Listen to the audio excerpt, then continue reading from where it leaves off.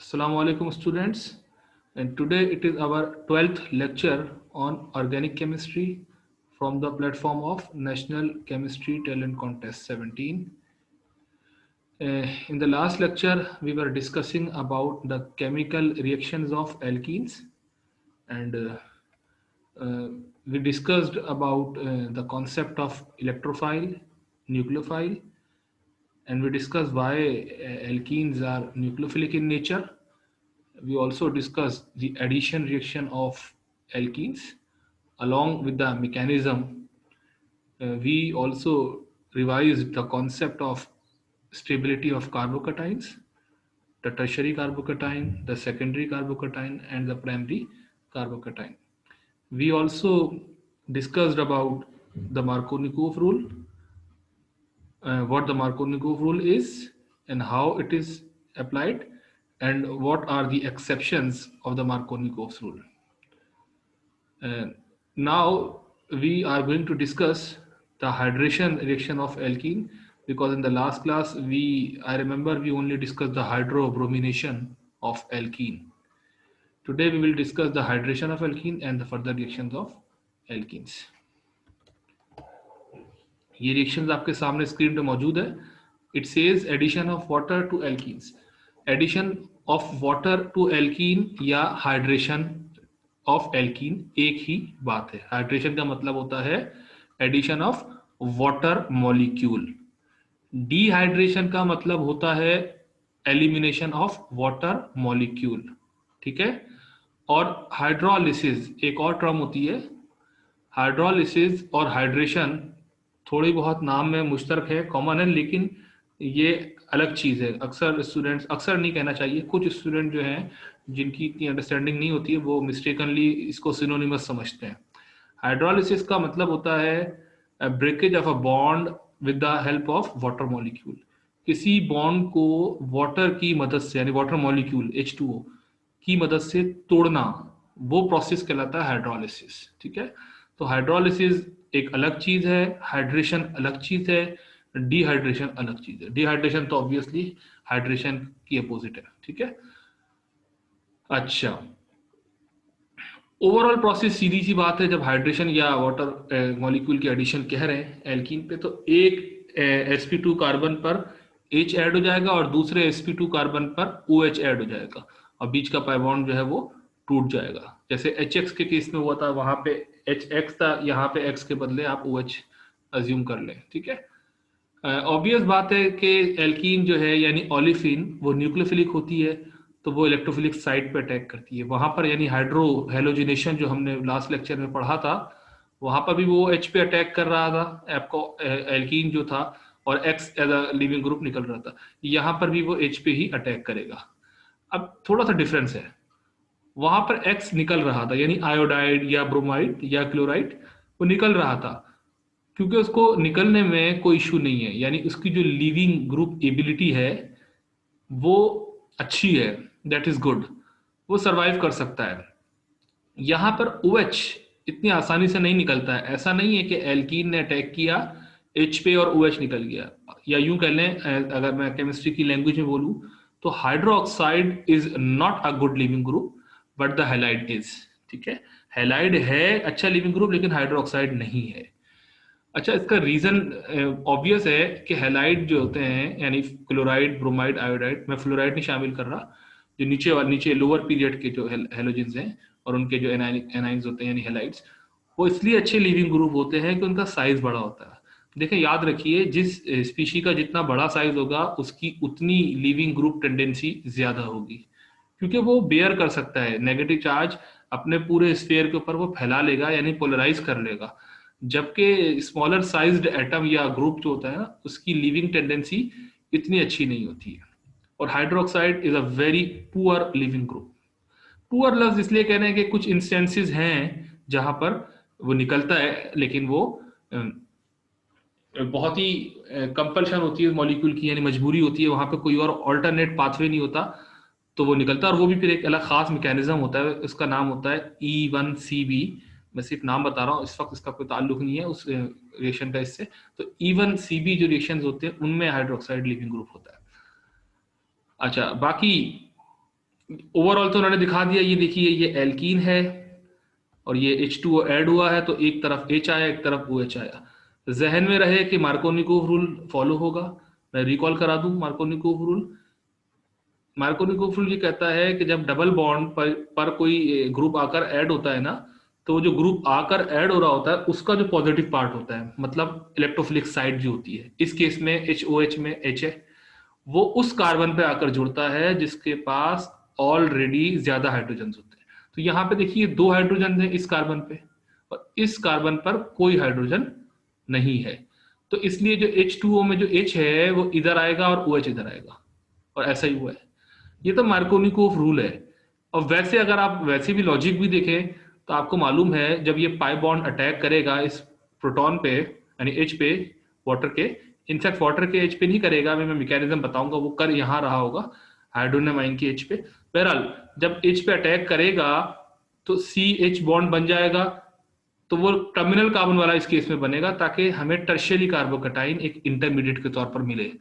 वरना अगर H आपने यहाँ ऐड कर दिया यानी इस पे लेफ्ट वाली sp2 कार्बन पे, तो आपको प्राइमरी कार्बोकैटायन मिलेगा। तो आप समझते हैं कि टर्शियरी कार्बोकैटायन की जो एग्जिस्टेंस है वो ज्यादा प्रोबेबल है ओवर द प्राइमरी कार्बोकैटायन। अच्छा, ये रिएक्शन एसिड कैटलाइज्ड होता है, और एसिड डालना इसलिए जरूरी है कि आप अभी इसका मैकेनिज्म देखेंगे। अब एसिड में सल्फ्यूरिक एसिड या फॉस्फोरिक एसिड यूजुअली यूज किए जाते हैं। मैं यही हाथ के हाथ आपको एक बात बता दूं, HCl यहाँ नहीं लिखा, हालांकि HCl बहुत कॉमन एसिड होता है, हाइड्रोक्लोरिक एसिड। वो ना लिखने की वजह ये है कि अगर HCl से आप कैटलाइज करने की कोशिश करेंगे तो मसला ये है, प्रॉब्लम ये है कि वो इटसेल्फ अटैच हो जाएगा, मतलब ऐड हो जाएगा अक्रॉस द डबल बॉन्ड, यानी इधर H आ जाएगा राइट वाली sp2 पर, और यहाँ क्लोरीन आ जाएगा, जैसे हाइड्रोक्लोरिनेशन होती है। तो इसलिए वो वाला एसिड यूज नहीं किया। अब सल्फ्यूरिक और फॉस्फेरिक में ऐसी क्या खास बात है? इनमें खास बात दो हैं। पहली खास बात तो ये है कि H देगा, वो तो खैर सारे ही एसिड देते हैं, वो जुड़ जाएगा। तो जो उसका काउंटर पार्ट बचेगा यानी सल्फ्यूरिक एसिड से जब H निकल जाएगा तो जो बचेगा यानी HSO4 नेगेटिव, जिसको हाइड्रोजन सल्फेट कहते हैं, ठीक है ना। वो जो हाइड्रोजन सल्फेट होगा वो इतना अच्छा न्यूक्लियोफाइल नहीं होता, वो बहुत ही पुअर न्यूक्लियोफाइल होता है। तो वो यहाँ जुड़ तो जाएगा फॉर द टाइम बीइंग इस कार्बोकैटायन पे है, लेकिन वो फिर वापस निकल जाएगा, ठीक है। तो इतनी इसकी अच्छी न्यूक्लियोफिलिक टेंडेंसी नहीं होती बायसल्फेट आयन की या हाइड्रोजन सल्फेट आयन की। तो इसलिए सल्फ्यूरिक एसिड हमने यूज किया एज एन एसिड कैटलिस्ट, वरना HCl करते तो क्लोराइड इटसेल्फ जुड़ जाता। यही बात फॉस्फोरिक एसिड यानी H3PO4 के लिए भी वैलिड है। जो H2PO4 नेगेटिव आएगा वो उतना अच्छा न्यूक्लियोफाइल नहीं होता। और दूसरी बात, यानी 2 रीजन मैंने कहे थे ना आपको यूज करने के। दूसरी बात, ये जो सल्फ्यूरिक एसिड है ना, ये डिहाइड्रेटिंग एजेंट भी होता है, ठीक है। यानी एक तो एसिड है इटसेल्फ, और एक डिहाइड्रेटिंग एजेंट होता है। डिहाइड्रेटिंग एजेंट का मतलब होता है कि ये वाटर मॉलिक्यूल को कैप्चर कर लेता है, क्योंकि यहाँ पे ये इतना इस वक्त इसकी एप्लीकेशन नहीं आ रही as a dehydrating agent. Application of sulphuric acid as a dehydrating agent इसके रिवर्स रिएक्शन में आती। यानी एल्कोहल जब मैं आपको पढ़ाऊंगा और उसका रिएक्शन में मैं बताऊंगा कि एल्कोहल की देखें ये एल्कीन की हाइड्रेशन हो रही है तो एल्कोहल बन रहा है, तो एल्कोहल की जब डिहाइड्रेशन होगी तो वापस एल्कीन बनेगा। तो जब मैं आपको एल्कोहल पढ़ाऊंगा तो वहां बताऊंगा कि वहां पर भी sulphuric acid as a catalyst use किया जाता है, और सल्फ्यूरिक एसिड का वहां पे डुअल रोल है, दोहरा किरदार होता है। एक तो वो प्रोटोनेट करता है हाइड्रोक्सी को ताकि गुड लिविंग ग्रुप में कन्वर्ट करे, दूसरा वो जो वाटर निकल रहा होता है इस एल्कोहल से उसको कैप्चर भी कर लेता है एज अ डिहाइड्रेटिंग एजेंट। तो ये बात याद रखिएगा, HCl तो सिंपल एसिड होता है, H2SO4 यानी सल्फ्यूरिक एसिड, 3 इसके रोल्स होते हैं। एक तो एसिड है, तो नाम से ही पता है सल्फ्यूरिक एसिड। दूसरा डिहाइड्रेटिंग एजेंट भी होता है जो HCl नहीं होता, ठीक है ना, HCl से ये एक अलग प्रॉपर्टी है। तीसरा ये ऑक्सीडाइजिंग एजेंट भी होता है सल्फ्यूरिक एसिड, ठीक है। तो सल्फ्यूरिक एसिड यानी H2SO4 is acid, is oxidising agent, is dehydrating agent, but HCl is only acid. Okay, mechanism देखते हैं। अब ये देखिए, मैं आपको दोबारा क्वेश्चन दिखाऊं, ये रिएक्शन एसिड की प्रेजेंस में हुआ है, वरना रिएक्शन नहीं होता, या बहुत ही माइनर सी यील्ड आती है इस रिएक्शन की। अच्छा, एक बात और बता दूं फिर मैकेनिज्म पर आऊंगा। यहाँ लिखा है H3O पॉजिटिव। कोई मुझे बता सकता है स्टूडेंट आप में से what is H3O positive? Hydroxonium ion. Sir hydronium ion sir. Hydronium ion sir. अच्छा, वेरी गुड। इसका नाम हाइड्रोनियम आइन है। पूरा नाम इसका है हाइड्रोऑक्सोनियम आइन। अब वो हाइड्रोऑक्सोनियम आइन को ही थोड़ा सा कॉन्ट्रैक्ट करके हाइड्रोनियम कहा जाता है। दोनों नाम वैलिड है। कंप्लीट नेम हाइड्रोऑक्सोनियम आइन है, और जो इसका दूसरा जो एक्सेप्टेबल नेम है वो हाइड्रोनियम आइन है। अच्छा खैर, ये होता क्या है hydronium ion? Sir water accepts a proton. मैं बेसिकली पूछना ही चाह रहा हूँ, मैं आपको थोड़ा सा अपना क्वेश्चन। जी बोलिए सर। वो वाटर जो है चूंकि बहुत एसिड और बेस बन के रिएक्ट करता है, तो दे भी सकता है, ले भी सकता है। इस तरह H3 पॉजिटिव जो होता है वो जो है वो ऑक्सोनियम आइन है, हाइड्रोऑक्सोनियम आइन। और वो प्रोटॉन की सोर्स है, ऐसे कहना चाह रहे हैं ना? प्रोटॉन डोनर है। Yes sir. ठीक है, तो हाइड्रोनियम यस आइन सर, डोनर भी है, एक्सेप्टर भी है। नहीं, इस वक्त हाइड्रोनियम आइन एक्सेप्टर नहीं है। हाइड्रोनियम आइन एक्सेप्ट कैसे कर सकता है? वो तो एक्सेप्ट करने के बाद ही उस पर चार्ज आया है। अब मजीद उसके पास एक्सेप्ट करने की सलाहियत ही नहीं है, टेंडेंसी नहीं है, सिर्फ दे ही सकता है।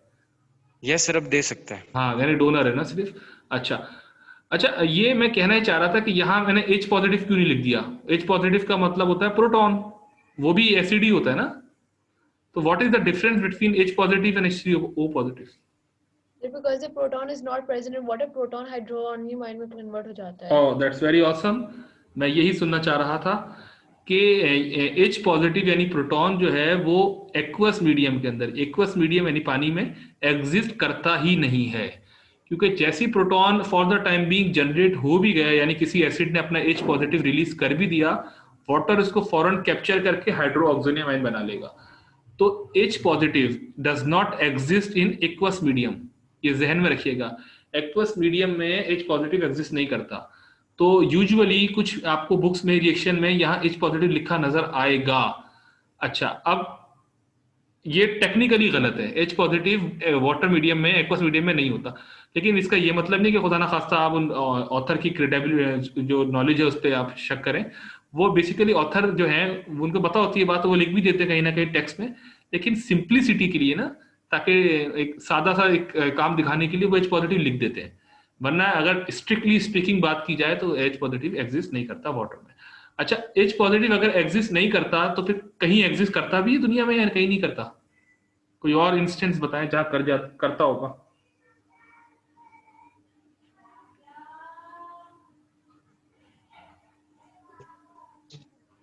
सर माइटोकॉन्ड्रिया की इंटरमेम्ब्रेन स्पेस में वहां एक्वस मीडियम मौजूद नहीं होता? तो वहां पे H पॉजिटिव आइंस होते हैं, लेकिन वो वही वाली बात है, वो इसलिए होते हैं कि वो आपको सिंप्लिसिटी के लिए बताए जाते हैं और पढ़ाए जाते हैं। क्योंकि असल काम तो H पॉजिटिव ही कर रहा है किसी भी चीज को प्रोटोनेट करने के लिए। लेकिन रियलिटी में, एक्चुअल में H पॉजिटिव नहीं होता। H पॉजिटिव वाटर के साथ मिलकर H3O पॉजिटिव ही होता है वहां पर भी। चलिए मैं बताता हूं, मैं कहना क्या चाह रहा था, पूछना क्या चाह रहा था। जो गैस फेस वाले रिएक्शंस होते हैं जहां पर पानी का बिल्कुल भी दखल नहीं होता, वहां पर यानी जो बिल्कुल ही एनहाइड्रस कंडीशन में गैस फेस रिएक्शंस होते हैं, वहां पर प्रोटॉन एग्जिस्ट करता है H पॉजिटिव। ठीक है, वरना एक्वस मीडियम में नहीं करता। तो यूं कह लीजिए, आसान लफ्जों में मैं बात बता दूं ताकि हम टाइम सेव करते हैं। हम जो लैब में रिएक्शन करते हैं ना, लेबोरेटरी में जो रिएक्शन करते हैं, जो मैंने अपने PhD के दौरान रिएक्शन किए, उन तमाम केसेस के अंदर हम H3O पॉजिटिव से ही हमारा वास्ता पड़ता है। H पॉजिटिव से कभी पड़ा ही नहीं, कभी नहीं पड़ा। क्योंकि मैंने जितने रिएक्शंस लगाए या हम लगाते हैं, या तो उसमें वाटर मौजूद होता है, या अगर वाटर नहीं भी होता तो हाइड्रेटेड कंडीशन तो होती है क्योंकि मॉइस्चर भी मौजूद होता है। ठीक है, ठीक है। और अगर ना भी हो, चले मान भी लिया कि हमने उसके ऊपर नाइट्रोजन गैस की कोई असेंबली लगा दी। नाइट्रोजन गैस जो होती है ना, वो उसका काम होता है कि वो मॉइस्चर वगैरह को रिमूव कर देती है और एयर को, यानी इनर्ट सा एटमॉस्फेयर क्रिएट कर देती है नाइट्रोजन गैस या आर्गन गैस या कोई और नोबल गैस। तो फिर भी ना, मान भी लेना, तो HCl जैसे हमने यूज किया एज एन एसिड, तो आप जानते हैं कि HCl जो है प्योर फॉर्म में यानी बिल्ट इन जो होती है वो एसिड गैसियस फॉर्म में एग्जिस्ट करती है HCl। लेकिन हम जो लैब्स में यूज करते हैं HCl, आपने भी देखा होगा और यूज किया होगा अपने स्कूल या कॉलेजेस में, तो वो लिक्विड में किया होगा, जो रिएजेंट बॉटल में भरा हुआ होता है, कंसंट्रेटेड भी होता है या डाइल्यूट भी होता है, वो उसमें पानी मिलाया जाता है। उसको ना टेम किया जाता है, उसको हैंडल करने के लिए पानी में ऐड करते हैं। अब वो 37% HCl होता है, एक स्टैंडर्ड कॉम्पोजिशन है 37% HCl, मतलब 37 ग्राम इन 100 ml तक उसको लेके जाते हैं वाटर में।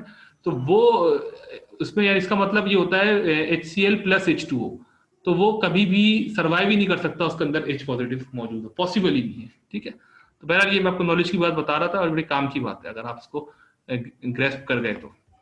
अच्छा, तो H3O पॉजिटिव यानी हाइड्रोनियम आइन।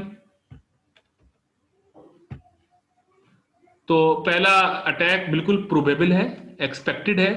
ओलेफिन न्यूक्लियोफिलिक होती है, पाई बॉन्ड अटैक करेगा H3O पॉजिटिव के H के ऊपर। ठीक है, और जब H पे अटैक करेगा तो जो H जिस बॉन्ड एटम से कनेक्टेड था वो बॉन्ड ब्रेक हो जाएगा, यानी HO बॉन्ड ब्रेक हो जाएगा। ठीक है, तो हमें मिल जाएगा कार्बोकैटायन, क्योंकि इस एल्कीन या ओलेफिन ने का पाई बॉन्ड ब्रेक हुआ, इस टर्मिनल वाले कार्बन पे H आ गया और बीच में पॉजिटिव चार्ज आएगा, जैसे हम हमेशा करते आए, और water as a by product हमें मिली है इस वक्त। लेकिन वो वाटर जो मिला है ना, वो फौरन कैप्चर कर लेगा इस कैटाइन को जो अभी अभी बना है, एज अ न्यूक्लियोफाइल सर्व करेगा वाटर और इस कार्बोकैटाइन पे अटैक करके ये बना लेगा। ठीक है, तो ये बिल्कुल स्टेप्स मैं आपको इसलिए इतनी तफसील से बता रहा हूं, मैं ये नहीं चाहता कि आप इसको मेमोराइज करें, वरना फिर आप यकीनन आपके लिए बहुत मुश्किल हो जाएगी। आप इसको समझें, इसकी अंडरस्टैंडिंग, इसकी जो इसकी साइंस इसके पीछे है वो आप उसको ग्रिप करें, ना कि ये बस आप मेमोराइज कर लें। ठीक है, अच्छा मैं एक और, जी जी पूछिए पूछिए। सर आप प्लीज ये फिर से एक्सप्लेन कर देंगे, बस ये मैकेनिज्म वाला पार्ट। ओके ओके, देखिए सबसे पहले जो, हाँ मैं कर रहा हूँ, ठीक है।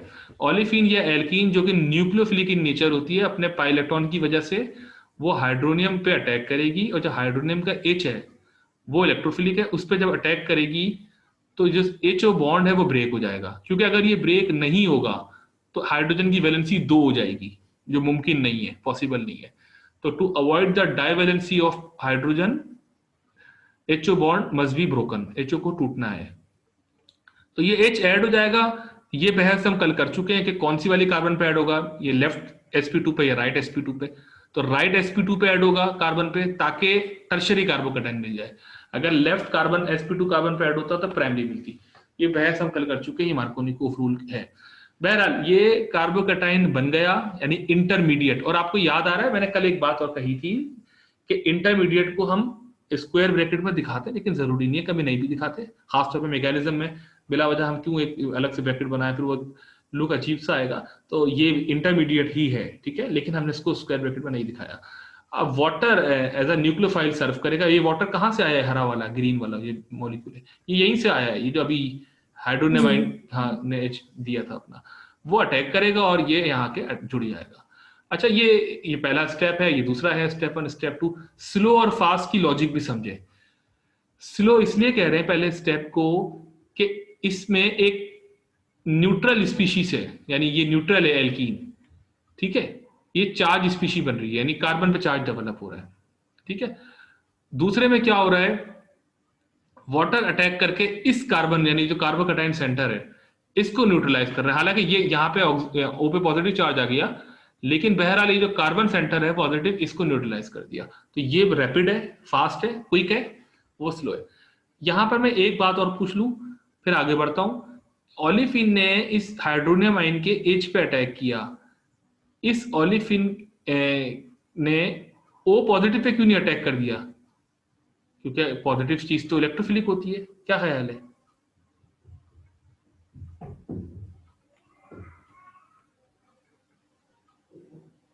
सर क्वेश्चन रिपीट करेंगे एक बार? जी, ये जो एल्कीन है यानी ओलेफिन, इसने डायरेक्टली O पे क्यों नहीं अटैक किया, यानी इस पाई बॉन्ड ने ऑक्सीजन पे क्यों नहीं अटैक कर दिया O पॉजिटिव के ऊपर पहले ही स्टेप में? सर नहीं कर सकता, क्योंकि सर ऑक्सीजन के साथ सर दो बॉन्ड बनाने, कार्बन दो बॉन्ड बनाता है, तो दो बॉन्ड बनाने के लिए कार्बन ही अलग हो जाएगा, तो सर ये बॉन्ड कैसे बनेगा? और वैलेंसी 4 हो जाएगी। एक तो वैसी 3 इतनी पेनफुल है वैलेंसी ऑक्सीजन के लिए, ठीक है ना। आप सही कह रहे हैं। हमने पहले दिन जो वैलेंसीज का कॉन्सेप्ट पढ़ा था उसमें हमने ये बात की थी कि हर एलिमेंट की मतलब नेचुरल वैलेंसी हमने डिस्कस की थी, और मैंने कहा था कि नेचुरल वैलेंसी से अगर आगे पीछे हो जाए, यानी बॉन्ड वैलेंसी ज्यादा हो जाए या कम हो जाए, तो उस पर फॉर्मल चार्ज डेवलप हो जाता है उस एटम पर। तो ऑक्सीजन डाइवेलेंट होता है, यहाँ ट्राइवेलेंट हो गया, हुआ हुआ यानी लाल वाला, तो ये ऑलरेडी चार्ज स्पीशी है, यानी ये पहले ही पेन में है, तकलीफ में है, सुकून में नहीं है।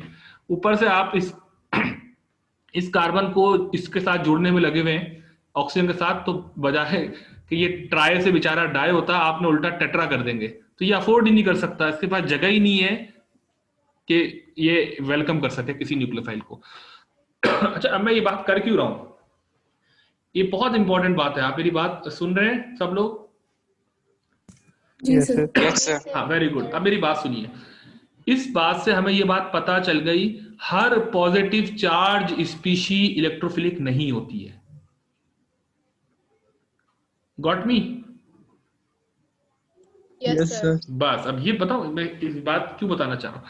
यूजुअली जब हम पूछते हैं या आप लोग समझते हैं कि न्यूक्लियोफाइल और इलेक्ट्रोफाइल, तो हम जब एग्जाम्पल देते हैं ना, तो हमारी पूरी कोशिश होती है कि हम न्यूक्लियोफाइल कोई एनायनिक स्पीशी दिखा दें, यानी नेगेटिव चार्ज वाली, और इलेक्ट्रोफाइल कोई पॉजिटिव स्पीशी दिखा दें। और हमारे जहन में ये बात भी होती है, यार पॉजिटिव आता ही चार्ज उस वक्त है जब डेफिशिएंसी आती है इलेक्ट्रॉन की, और जब डेफिशिएंसी आ गई तो मतलब बस इलेक्ट्रॉन कहीं से आ सकता है बाहर से। तो नहीं, ऐसी बात नहीं है। हर पॉजिटिव चार्ज एटम जो होता है ना, वो इलेक्ट्रोफिलिक हो जरूरी नहीं है, ठीक है। तो यही इसका सबसे बड़ी एग्जाम्पल है। यानी मैं अगर आपसे ये पूछता कोई ऐसा कैटाइन दिखाइए या बनाइए जो हो तो कैटाइन लेकिन इलेक्ट्रोफिलिक ना हो, तो यही एग्जाम्पल है, ठीक है। और इसी तरह हर नेगेटिवली चार्ज स्पीशी न्यूक्लियोफिलिक नहीं होती है, जरूरी नहीं है। यानी all anions are not nucleophile and all cations are not electrophile. ये बहुत इंपॉर्टेंट बात है, ठीक है। जैसे ना all that glitters is not gold, हर चमकती चीज सोना नहीं होती है, उसी तरह हर एनायनिक चीज न्यूक्लियोफिलिक नहीं होती है और हर कैटायनिक चीज इलेक्ट्रोफिलिक नहीं होती है, ठीक है। वो इंग्लिश की बात थी, all that glitters is not gold, ये हमारी केमिस्ट्री की बात है, all cations are not electrophilic. अच्छा, Talal Hassan from Chakwal has raised hand, please ask. Sir आप इसकी एग्जांपल दे सकते हैं कि हर नेगेटिव न्यूक्लियोफाइल नहीं होता? हाँ बिल्कुल दे सकता हूँ। सोडियम बोरोहाइड्राइड NaBH4, ठीक है। अब सोडियम तो खैर कैटाइन है, अलग कर दें साइड में। बोरोहाइड्राइड जो होता है BH4 नेगेटिव होता है, उसमें बोरोन यानी कैपिटल बी और उसकी चारों तरफ आप हाइड्रोजन जोड़ दें सिंगल बॉन्ड के जरिए, तो बी पर नेगेटिव चार्ज आ रहा होता है, क्योंकि बोरोन की वैलेंसी 3 होती है, ट्राइवेलेंट होता है बोरोन, लेकिन आपने 4 वैलेंसी दिखाई है उसकी नेगेटिव चार्ज के साथ। तो अब ये बोरोन पर नेगेटिव चार्ज है, इसका ये मतलब नहीं है कि बोरोन किसी इलेक्ट्रोफाइल पर अटैक करता है, बोरोन नहीं करता। बोरोन के साथ जो हाइड्रोजन लगा हुआ होता है, चारों एक ही जैसे हाइड्रोजन है, वो basically hydrogen as a nucleophile attack करता है और वो किसी इलेक्ट्रोफाइल से जुड़ता है, और बेसिकली सोडियम बोरोहाइड्राइड एक रिड्यूसिंग एजेंट होता है, ठीक है। यही बात लिथियम एल्यूमिनियम हाइड्राइड के लिए भी है, LiAlH4। तो ये बोरोन पे नेगेटिव चार्ज होता है, उधर एल्यूमिनियम पे नेगेटिव चार्ज होता है, और साथ में 4 हाइड्रोजन लगे होते हैं, लेकिन जब अटैक करने की बारी आती है, हमला करने की बारी आती है, तो हाइड्रोजन फ्रंट लाइन पे होता है, वो अटैक करता है, बोरोन नहीं करता, एल्यूमिनियम नहीं करता, क्योंकि वो न्यूक्लियोफिलिक होते ही नहीं है, हालांकि होते एनायनिक है, ठीक है। जब एग्जाम्पल आएगी तो आपको मैं दिखा भी दूंगा और दोबारा बता भी दूंगा कि ये मैं ये कह रहा था पहले, ठीक है। अच्छा खैर, अब ये जी पूछ लें, वेलकम। सर यही जो आपने अभी रीजन बताया लिथियम एल्यूमिनियम हाइड्राइड और सोडियम बोरोहाइड्राइड का, ये इसी वजह से इसी चीज की सिंबॉलिक है कि वो इसीलिए रिड्यूसिंग एजेंट के तौर पे एक्ट करते हैं। एग्जैक्टली, क्योंकि वो उनका जो एनायनिक सेंटर है वो न्यूक्लियोफिलिक होता ही नहीं है, और अच्छी बात है कि जो उनके साथ हाइड्रोजन लगा हुआ है वो चला जाए इलेक्ट्रॉन लेकर, यानी as a hydride H negative के तौर पे। हालांकि H negative true H negative नहीं है वो, क्योंकि एनाइन तो नहीं है ना H नेगेटिव का, जिस तरह सोडियम हाइड्राइड होता है। लेकिन बहरहाल अपने सिग्मा इलेक्ट्रॉन लेकर H अपना एक इलेक्ट्रॉन लेकर और एक बोरोन से लेकर चला जाए तो वो रिड्यूसिंग एजेंट बन जाता है सोडियम बोरोहाइड्राइड, ठीक है। अच्छा, अब ये जो वाटर ऐड हुआ है यहाँ, ये ऊपर पॉजिटिव चार्ज है, तो ये वाटर का दूसरा मॉलिक्यूल जो कि यकीनन मौजूद है, क्योंकि मीडियम ही वाटर है, एक्वस मीडियम है, तो पानी की हमारे पास कोई कमी नहीं है, यहाँ समंदर मौजूद है। तो ये H2O ने अटैक किया इस पे और इसको हमें फाइनल प्रोडक्ट दे दी, ये वाली एल्कोहल। तो ये मैकेनिज्म समझ में आ गया आप लोगों के? Yes sir. ठीक है। गुड। और इसके अंदर जितने कॉन्सेप्ट है मैंने वो आपको सारे बता दिए। अब बात करते हैं रीअरेंजमेंट की। ये हमने कुछ बात पहले की भी थी, अगर आपको याद हो कि किस तरह मोर डिग्री कार्बोकैटायन की तरफ कोई चीज प्रीफर करती है, यानी 1 डिग्री कार्बोकैटायन के पास अगर मौका हो कि वो सेकेंडरी कार्बोकैटायन बन जाए तो बन जाएगा, इसी तरह टर्शरी कार्बोकैटायन। ये एग्जाम्पल देखते हैं। ये एल्कीन है, वही इसकी हाइड्रेशन हुई। हम तो यही एक्सपेक्ट कर रहे थे क्या कि ये पाई बॉन्ड प्रोटोनेट हो, उसके बाद वाटर यानी OH जो है वो यहाँ आके जुड़ जाए और सीधा सीधा हाइड्रेशन हो जाए, लेकिन ऐसा हुआ नहीं। क्योंकि जब कैटाइन बना था पहले स्टेप में, जब प्रोटोनेट हुआ था ओलिफिन, तो ये सेकेंडरी कार्बोकैटायन बना था। और अगर बराबर से मिथाइल ग्रुप माइग्रेट कर जाए इस सेकेंडरी कार्बोकैटायन सेंटर पे, तो हमारे पास टर्शरी कार्बोकैटायन सेंटर बन सकता है, यानी 1,2 एल्काइल शिफ्ट, ठीक है, या माइग्रेशन। तो और ऐसा ही होगा, उसके बाद न्यूक्लियोफाइल अटैक करेगा और आपको अल्कोहल यहां बनी हुई नजर आएगी, इधर, ना के इधर। वो माइनर होगी, यानी माइनर प्रोडक्ट होगी अगर यहीं जोड़ देंगे, और ये मेजर प्रोडक्ट होगी, ठीक है। ये लिखा हुआ है, रेड वाली माइनर होगी और वो मेजर होगी। नॉट इन्होंने लिख दिया, नॉट जरा हार्श वर्ड है, बनता है लेकिन बहुत माइनर अमाउंट होता है, ठीक है। तो ये भी सर, जी पूछिए। प्लीज एक्सप्लेन कर देंगे कि अल्काइल शिफ्ट होती क्यों है? एल्काइल शिफ्ट होती है to gain the more stability, ज्यादा स्टेबिलिटी के लिए। देखिए सेकेंडरी कार्बोकैटायन सेंटर है ये, और अब ये टर्शरी हो गया नीचे, तो इसलिए एल्काइल शिफ्ट हुई है कि अच्छा जी, ऐसा होने से स्टेबिलिटी बढ़ गई इस इंटरमीडिएट की, ठीक है। जी सर, थैंक यू। वेलकम। तो ये तो हमने पढ़ लिया एल्कीन की hydration, acid catalysed hydration. Alcohol बनता है एल्कीन से, एसिड कैटालाइज्ड। लेकिन हमारे पास एल्कीन से अल्कोहल बनाने के और भी तरीके हैं, यानी एसिड कैटालाइज्ड हाइड्रेशन के अलावा एक और तरीका भी है, फिर बाद में एक और तरीका भी आएगा। यानी 3 तरीके हमारे पास कॉमन है एल्कीन की हाइड्रेशन, एल्कीन से अल्कोहल बनाने के। पहला एसिड कैटालाइज्ड हाइड्रेशन था जो डिस्कस कर लिया, अब ये दूसरा है ऑक्सीमर्क्यूरेशन, डीमर्क्यूरेशन। ऑक्सीमर्क्यूरेशन अगर आपको नहीं भी पता हो तो कम से कम नाम से आपको कुछ क्लू तो मिल रहा है ना, कि ऑक्सीजन भी ऐड हो रहा होगा और मरकरी भी ऐड हो रहा होगा, है ना, ऑक्सी और मर्क्यूरी। और Yes, sir. हाँ, तो अब ये देख लीजिए, ये एल्कीन है, एक कार्बन पे Hg यानी मरकरी आ गया, एक कार्बन पे ऑक्सीजन आ गया, ठीक है। ये है ऑक्सीमर्क्यूरेशन। अभी मैं एक्सप्लेन भी करूंगा, अभी तो मैं सिर्फ नाम से आपको एक क्लू बता रहा हूं कि थोड़ा सा क्लू निकालना सीखें नाम से, ताकि बिल्कुल सरेंडर मत कर दिया करें। कोई क्वेश्चन आए और आप बिल्कुल हाथ बांध के बैठ जाए कि तो हमने पढ़ा ही नहीं है, तो नहीं पढ़ा तो आप इसको इन्फर करने की कोशिश करें, नाम से कुछ ना कुछ तो क्लू निकालें, ठीक है। तो मैं क्लू निकालना सिखा रहा हूं आपको। तो ऑक्सीमर्क्यूरेशन मतलब एक जगह ऑक्सीजन, एक जगह मरकरी। फिर दूसरा स्टेप है डीमर्क्यूरेशन, यानी रिमूवल ऑफ मरकरी, मरकरी का निकालना उसको। तो ये देख लें, ये जो रेड वाला Hg है ये गायब हो गया, तो ये हो गया ऑक्सीमर्क्यूरेशन, डीमर्क्यूरेशन, ठीक है। अब साइंटिफिक बात करते हैं, ये तो मैं आपको ऐसी एक लेमैन लैंग्वेज में समझा रहा था। अब बात करते हैं, होता ये है कि एल्कीन से अल्कोहल बनता है, ये ना आपके सामने मौजूद है, लेकिन ये 2 स्टेप में बनाया। पहले स्टेप में हमने मर्क्यूरेशन करी है इसकी, ऑक्सीमर्क्यूरेशन। ये सॉल्ट होता है, मर्क्यूरिक एसीटेट कहलाता है, HgOAc टेकन ट्वाइस। AC का मतलब होता है एसिटाइल, यानी CH3 और कार्बोनाइल। ये आएगा जब हम कार्बोनाइल केमिस्ट्री पढ़ेंगे। टेट्राहाइड्रोफ्यूरेन, THF, ये सॉल्वेंट है, टेट्राहाइड्रोफ्यूरेन। 5 मेंबर्ड रिंग होता है ऑक्सीजन कंटेनिंग। जिस तरह आपको साइक्लोपेंटेन तो पता है क्या होता है, साइक्लोपेंटेन में एक CH2 को, क्योंकि 5 CH2 होते हैं ना उसमें, एक CH2 को रिप्लेस कर दे ऑक्सीजन से, वो कहलाएगा टेट्राहाइड्रोफ्यूरेन। जैसे वो ऑक्सीरेन होता है या इपॉक्साइड होता है, साइक्लोप्रोपेन से आप एक CH2 ऑक्सीजन से रिप्लेस कर दें, वो इपॉक्साइड कहलाता है। अच्छा, अब ये अल्कोहल दे रहा होता है। अब ये बाद में पता चलेगा कि बिला वजह इतना लंबे रूट से क्यों जा रहे हैं, वो मैं बाद में बताऊंगा आपको। पहले हम इसका मैकेनिज्म देखते हैं।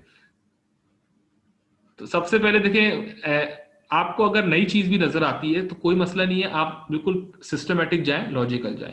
आपको ये बात मालूम है कि ओलेफिन न्यूक्लियोफिलिक होती है, ठीक है, और Hg यानी मरकरी ये इलेक्ट्रोफिलिक है।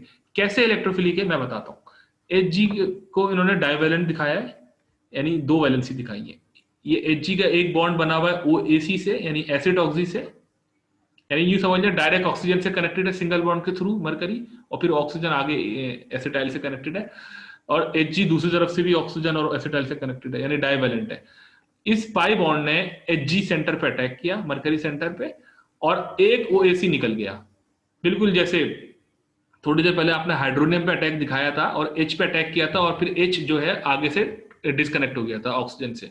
इसी तरह ये Hg पे अटैक करेगा, Hg जो है अगला एक एसिड ऑक्सी को रिमूव कर देगा। तो ये आपका, मैं Laiba Aamir just a minute, मैं आपको क्यूरी एंटरटेन करता हूँ। Hg ऐड हो जाएगा एक कार्बन पे, HgOAC, एक OAC निकल गया लीविंग ग्रुप के तौर पे, और फिर वही बात है, यहाँ पॉजिटिव चार्ज आया है कार्बोकैटायन टर्शियरी, वो वाटर अटैक कर देगा, ये रहा THF के साथ वाटर मौजूद है। तो ये पहला स्टेप हो जाएगा ऑक्सीमर्क्यूरेशन। और यहाँ पे मैं बता दूं कि Hg राइट वाली कार्बन पे ऐड हुआ, लेफ्ट पे नहीं हुआ, क्योंकि टर्शियरी कार्बोकैटायन बनना था, ठीक है। फिर अगले स्टेप में डीमर्क्यूरेशन, मतलब उसमें हम सोडियम बोरोहाइड्राइड यूज करते हैं, ये न्यूक्लियोफाइल है के तौर पे सर्व करेगा इसका जो H है, और वो उसको ये रिड्यूस कर देगा। बेसिकली ये इस कार्बन पे अटैक करेगा, सोडियम बोरोहाइड्राइड का हाइड्रोजन जो है, हाइड्राइड जो है सॉरी, इस कार्बन पे Hg के साथ जो लगा हुआ, और HgOAC को रिप्लेस कर देगा, और ये ब्लू वाला H यहाँ से आया। तो ओवरऑल हाइड्रेशन ही हो गई है एल्कीन की। यहाँ पर आप सोच सकते हैं सर ये तो अच्छी भली हमने एसिड कैटालाइज हाइड्रेशन से सीखा हुआ है, बिला वजह ये अजीब सा कंपाउंड क्यों बीच में लेकर आए। मैं इसका जवाब दूंगा, पहले मैं आपकी क्यूरी को एंटरटेन कर लूं। लाइबा आमिर आप कुछ पूछ रही थी, पूछिए। यस सर, मुझे कंफ्यूजन थी सर। आपने मार्कोनी प्रूल में बोला था कि जहाँ पे ज्यादा नंबर ऑफ हाइड्रोजन होंगे वहां पे इलेक्ट्रोफाइल ग्रुप अटैच होगा। तो अगर एक प्राइमरी ग्रुप है और एक सेकेंडरी है, तो फिर इलेक्ट्रोफाइल सेकेंडरी पे अटैच होगा, टर्शरी बना लेगा, ताकि क्योंकि टर्शरी ज्यादा स्टेबल होता है। लेकिन डोंट यू थिंक सो कि प्राइमरी में ज्यादा नंबर ऑफ हाइड्रोजन होते हैं, तो ये दोनों चीजें ऑपोजिट नहीं हो गई? अपोजिट मैं समझा नहीं आपकी बात स्पेसिफिकली। मैं दोबारा पहले मैं अपनी बात दोबारा बता दूं जो मैंने पहले बताई थी। मार्कोनी ग्रुप रूल में ये होता है, जो ओलिफिन अटैक करता है ना, अब जाहिर सी बात है ओलिफिन के पास 2 sp2 कार्बन है, अब वो उस ग्रुप पाई बॉन्ड उस ग्रुप पे अटैक करेगा, पॉजिटिव पार्ट पे अटैक करेगा, उस कार्बन से अटैक करेगा जिसके पास ज्यादा नंबर ऑफ हाइड्रोजन होते हैं, ताकि जो रिमेनिंग पार्ट है वहां पे ज्यादा नंबर ऑफ एल्काइल मिल जाए हमें, अदर वे राउंड, तो हमें मोर स्टेबल कार्बोकैटायन मिल जाएगा। तो अब आप मुझे क्या कहना चाह रही है, जरा मुझे दोबारा बताइए कौन सा कॉन्ट्रडिक्शन आ रही है यहाँ पे। सर अगर एक प्राइमरी कार्बन है और एक सेकेंडरी कार्बन है, तो इलेक्ट्रोफाइल सेकेंडरी कार्बन पे लगेगा ना, ताकि होल्ड करें, नहीं ना रुक जाए, होल्ड करें। प्राइमरी कार्बन सेकेंडरी कार्बन कहाँ से बीच में आ रहा है? यहाँ तो बात हो रही है मोर नंबर ऑफ हाइड्रोजन तो लेस नंबर ऑफ हाइड्रोजन। मैं इस स्लाइड की बात नहीं कर रही है, मैं पहले मेरे दिमाग में सवाल आया तो वो जो आप बात कर रही हैं, पहली बात ये है, जो भी आपके दिमाग में सवाल है वो उसमें ओलिफिन मौजूद है आपके दिमाग के सवाल में, कार्बन डबल बॉन्ड कार्बन? नहीं तो फिर कैसे करेगा मार्कोनी ग्रुप काम? बस लेकिन आपने जो कल के लेक्चर में बताया था उसमें आपने बोला था कि एक प्राइमरी कार्बन है, एक सेकेंडरी कार्बन है। अरे तो मैं समझ गया आपकी बात। नहीं देखिए मेरी बात सुनिए, मार्कोनी ग्रुप रूल एल्कीन की एडिशन के लिए होता है और एल्काइन की एडिशन के लिए भी होता है बाद में, यानी पहले जब ट्रिपल से डबल बॉन्ड बन जाता है। तो इसमें अगर आप कोई सैचुरेटेड सिस्टम या कोई ऐसा कार्बन जिसके पास 4 ग्रुप्स लगे हुए सिग्मा बॉन्ड्स के थ्रू, वहां तो काम ही नहीं करेगा ना। तो आप मार्कोनी ग्रुप रूल को हमेशा किसी ओलिफिन पहले जहन में लाएं, उसके बाद मार्कोनी ग्रुप रूल अप्लाई होगा। थैंक यू सर, ठीक है। अच्छा तो ये रिएक्शन हो गया। हाँ मैं बात ये कर रहा था आपकी क्यूरी से पहले कि बिला वजह इतने अजीब से रूट से हम क्यों गए इस हाइड्रेशन में, है ना। ये रिएक्शन सीधा H2O और H2SO4 की मौजूदगी में हो रहा था अच्छा भला पहले, और इतना एक तो आसान भी था, ऊपर से कोई खर्चा भी नहीं था, सल्फ्यूरिक एसिड भी इकोनॉमिकल होता है और वाटर भी इकोनॉमिकल है, मतलब फ्री होता है, बल्कि मर्क्यूरिक एसिड तो महंगा केमिकल होता है। तो क्यों ये हम अखराजात क्यों कर रहे हैं इस सेक्शन के ऊपर? कोई है जहन में आपके? सर क्योंकि सर ये रिएक्शन सर में सर मेन प्रोडक्ट ज्यादा होती है निस्बतन बाकियों के। अच्छा, सर शायद इसमें रीअरेंजमेंट नहीं होती और एसिड कैटालाइज में होती है रीअरेंजमेंट। वेरी गुड, हाँ सही कह रहे हैं। पहले स्टूडेंट ने भी सही कहा। क्या नाम था आपका, मेल स्टूडेंट जो थे पहले? Sir Mohammad Ismail from Lahore. Mohammad Ismail, good. और आपने क्या, जो अभी रिसेंट स्टूडेंट थी? आयशा जुनैद फ्रॉम कराची। आयशा जुनैद फ्रॉम कराची। दोनों बिल्कुल सही है कि इसमें रीअरेंजमेंट नहीं होती है। ये इसकी स्पेशलिटी है ऑक्सीमर्क्यूरेशन डीमर्क्यूरेशन की। इस वक्त करंटली जो एग्जाम्पल नजर आ रही है ना, इसमें रीअरेंजमेंट हो भी नहीं सकती है क्योंकि ऑलरेडी टर्शियरी कार्बोकेटाइन बनेगा पहले ही स्टेप में। यहाँ पर यानी स्पेसिफिकली इस एल्कीन की अगर आप हाइड्रेशन करना चाह रहे हैं तो यकीनन ये एक घाटे का सौदा होगा, एक स्टूपिडिटी होगी इस रूट से जाना। लेकिन ठीक है, लेकिन इस एग्जाम्पल को देखिए दोबारा। यहां पर अगर आप यहां OH लाना चाह रहे हैं इस कार्बन पे, तो फिर आपको ऑक्सीमर्क्यूरेशन डीमर्क्यूरेशन हेल्प करेगी, क्योंकि अगर आप सीधा सीधा सल्फ्यूरिक एसिड और वाटर से रिएक्शन कराएंगे इस एल्कीन को, तो आपको ये वाली प्रोडक्ट मिलेगी, क्योंकि ये रीअरेंजमेंट के बाद मिलेगी। सेकेंडरी कार्बोकेटाइन बनेगा, फिर प्रेशर ही होगा। लेकिन ऑक्सीमर्क्यूरेशन और डीमर्क्यूरेशन जो है वो रीअरेंजमेंट को नहीं होने देती है। ये हेडिंग लिखी है, रीअरेंजमेंट सेल्डम अकर इन ऑक्सीमर्क्यूरेशन डीमर्क्यूरेशन। सेल्डम मतलब बहुत ही रेयर, ठीक है ना, ठीक है, नहीं होती है। तो oxymercuration demercuration avoids the rearrangement, and that is why it is very important. Whenever there is a chance of rearrangement and we do not want the rearranged product, हम नहीं चाहते क्योंकि भाई हमारी अपनी अपनी रिक्वायरमेंट है होती है हर एक की, हम नहीं चाहते, तो फिर हमें यूज करना पड़ेगा। तो मैकेनिज्म इसका पुराना वाला तो हम देख चुके थे, 1 to अल्काइल शिफ्ट अगर एसिड कैटालाइज हाइड्रेशन थी, ठीक है ना। ये मैं इसलिए इसको स्किप कर रहा हूं कि मैं इस पर बहुत डिटेल में बात ऑलरेडी कर चुका हूँ। अलबत्ता अगर आप इसी एल्कीन की ऑक्सीमर्क्यूरेशन डीमर्क्यूरेशन कर देंगे तो आपको अल्कोहल का OH उस जगह मिलेगा जहां पर आप चाह रहे थे, यानी कि नॉन रीअरेंज मिलेगा, रीअरेंज होकर नहीं मिलेगा। तो आप मेरी बात समझ गए कि acid catalyse hydration versus oxymercuration demercuration क्या है? Yes sir. Yes sir. अच्छा, गुड, ठीक है।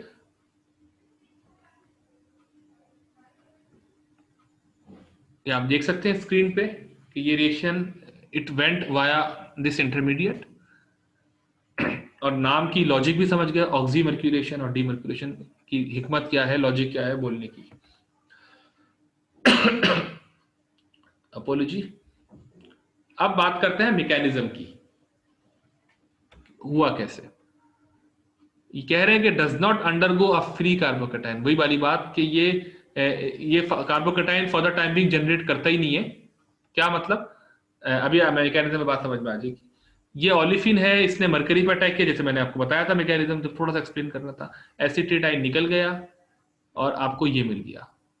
अब देखें, मैंने आपको सो बोला था कि ये पाई बॉन्ड मरकरी पर अटैक करता है, यहाँ जुड़ जाएगा और यहाँ पॉजिटिव चार्ज आ जाएगा, यानी टर्शियरी कार्बोकेटाइन, ठीक है। लेकिन मरकरी जो है ना, क्योंकि डाइवेलेंट था शुरू में, वो वापस डाइवेलेंट हो सकता है अगर वो इसके साथ बॉन्ड कर ले फॉर द टाइम बिंग, ठीक है। तो यही वो स्टेप है, यही वो इवेंट है जो रीअरेंजमेंट होने से रोकता है। अगर आप याद करें कि अगर यहाँ हाइड्रोनियम आयन होता इस HgOAc टेकन ट्वाइस के बदले, तो H ऐड होता यहाँ पे, जैसे हुआ था।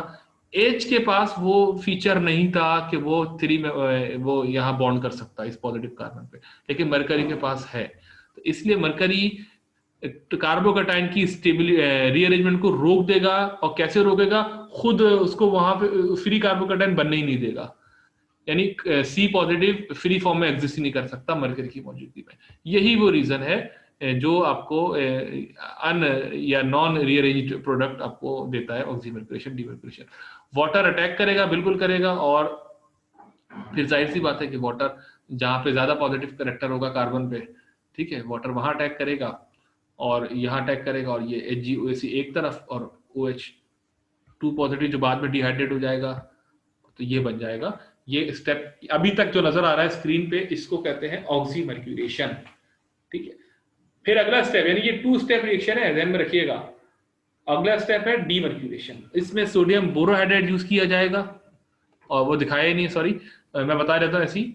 सोडियम बोरोहाइड्राइड यूज किया जाएगा, उसका जो H होगा वो इस कार्बन पर अटैक करेगा और HgOAC को डिस्प्लेस कर देगा और आपको इस तरह एल्कोहल, अनरीअरेंज्ड एल्कोहल मिल जाएगी। अच्छा, ये एसिड कैटालाइज हाइड्रेशन हो या ऑक्सीमर्क्यूरेशन डीमर्क्यूरेशन हो, दोनों होते बहरहाल मार्कोनी को रूल को फॉलो करते हैं, ठीक है ना। बस फर्क क्या है कि एक रीअरेंज प्रोडक्ट देता है, एक नॉन रीअरेंज प्रोडक्ट देता है। Excuse me sir, excused sir यहाँ पे Hg और कार्बन दोनों पे पार्शियली पॉजिटिव किस तरह से आया है? इसलिए आया कि ये कोई ट्रू बॉन्डिंग नहीं है, जब भी डॉटेड करके छोड़ा हुआ है। मैंने बाकायदा यहाँ ट्रायंगल नहीं बनाया, Hg की दो वैलेंसी पूरी नहीं दिखाई है, तो डॉटेड का मतलब ये है कि ये एक बस इसमें पार्शियल पॉजिटिव कैरेक्टर है उस कार्बन पे जो पहले जिस जो नॉन बॉन्डेड है किसी चौथे ग्रुप से, और Hg पार्शियल पॉजिटिव हो जाएगा इसी कॉन्टेक्स्ट में। Okay sir, thank you. ठीक है। स्टीरियोकेमिस्ट्री, अच्छा ये हमने स्टीरियोकेमिस्ट्री को अलग से अभी नहीं पढ़ा है अभी तक, फिलहाल इसको हम स्किप भी कर देते हैं, या मैं थोड़ा सा बता ही देता हूँ। चले, मेरे ख्याल से स्किप करना ज़्यादा मुनासिब रहेगा अभी फॉर द टाइम बीइंग, क्योंकि ये मैं आपको अलग से कॉन्सेप्ट पढ़ाऊंगा स्टीरियोकेमिस्ट्री का, फिर मैं यहाँ कनेक्ट कर दूंगा वो तमाम रिएक्शन जिनमें स्टीरियोकेमिस्ट्री इन्वॉल्व होती है, मैं आपको उसी लेक्चर में कवर करूंगा।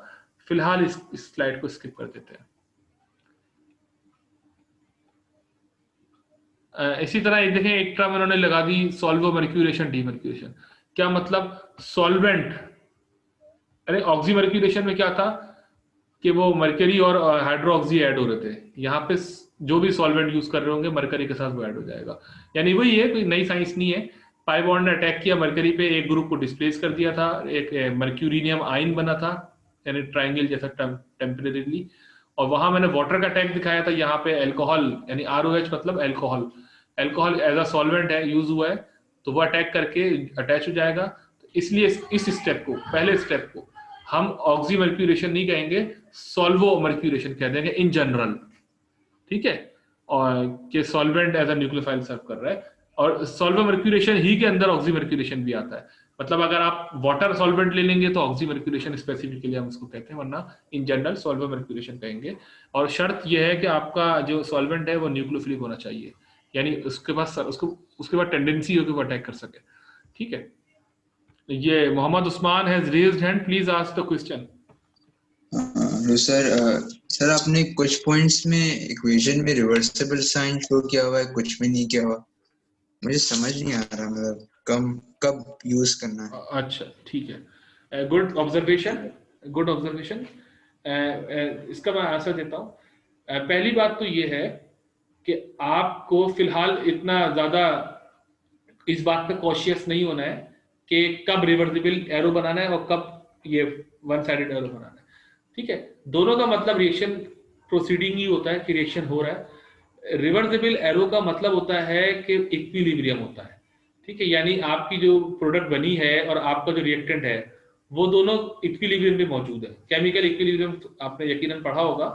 केमिकल इक्विलिब्रियम क्या होता है? वो स्टेज जब रेट ऑफ फॉरवर्ड रिएक्शन और rate of backward reaction equal हो जाते हैं, ठीक है, ठहर जाते हैं। इसका मतलब ये नहीं होता कि आधा रिएक्टेंट प्रोडक्ट रिएक्टेंट जो है उसका आधा प्रोडक्ट में कन्वर्ट हो गया और आधा रिएक्टेंट में मौजूद है। अमाउंट से ताल्लुक नहीं होता, रेट ऑफ रिएक्शन से ताल्लुक होता है। तो ये चीज हम काइनेटिकली इसको निकालते हैं। अब आपको एज अ स्टूडेंट इस वक्त इस चीज को मेमोराइज नहीं करना कि कौन सा रिएक्शन पे हमें टू साइडेड एरो बनाना, कौन पे वन। मैंने तो आपको इसलिए दिखा दिया कि जो रियल है वो हमने आपको बता दिया, लेकिन हम आपसे एक्सपेक्ट नहीं कर रहे एट दिस स्टेज कि आपको पता हो कि ये वाला रिवर्सिबल एरो बनाना है, ये नहीं बनाना। थोड़ा सा मैं आपको क्लू दे देता हूँ कि ये होता बहरहाल लॉजिकल है और प्रोबेबली होता है, यूँ कहना चाहिए कि आप उस पर इंफर कर सकते हैं कि कब रिवर्सिबल एरो होगा, कब ये वाला एरो होगा, वन साइडेड एरो। अगर आप प्रोटोनेशन करते हैं, प्रोटोनेशन का मतलब होता है एडिशन ऑफ प्रोटॉन ओलिफिन की पे, ठीक है, यानी एल्कीन पे जब आप हाइड्रोनियम आयन ला रहे होते हैं तो जब प्रोटोनेट करते हैं तो कैटाइन बन जाता है, एक तरफ H आ जाता है। ये स्टेप होता है रिवर्सिबल, हमेशा प्रोटोनेशन रिवर्सिबल होता है। रिवर्सिबल का मतलब है ये वापस रिवर्ट बैक भी हो सकता है कि वापस डीप्रोटोनेशन हो जाए और वापस एल्कीन बन जाए। यानी एल्कीन जब प्रोटोनेट होकर कार्बोकैटायन बनाता है वो रिवर्सिबल है, लेकिन इसलिए रिवर्सिबल है कि वो वापस जो कार्बोकैटायन है वो वापस अगर प्रोटॉन डीप्रोटोनेट होकर एल्कीन बना लेगा, तो वो रिवर्सिबल होता है। अच्छा, इरिवर्सिबल कब होगा? जब कोई स्टेबल चीज मिल जाए, यानी कोई